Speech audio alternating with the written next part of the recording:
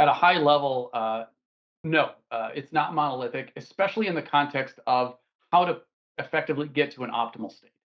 And frankly, that's in our experience and why we kind of put this into the mix as far as something we want to talk about today, is because we have seen struggles at organizations when they kind of treated it as a binary or a black and white type of scenario. It's like, well, we're not zero trust, and now we're just going to be zero trust.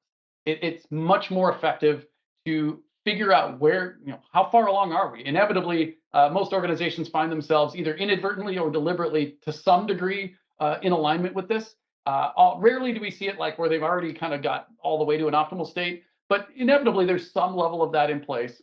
And then from there deciding, okay, how do we start breaking down the different elements to say, how do we get to the next crawl, kind of walk, run, to use the cliche term, so that we've accounted for all the different variables. We've learned to kind of inherit all that, new structure for how we're applying security, how we're applying these tools. But then in addition, for that user experience, for the part that does have to matter, how do we go at a cadence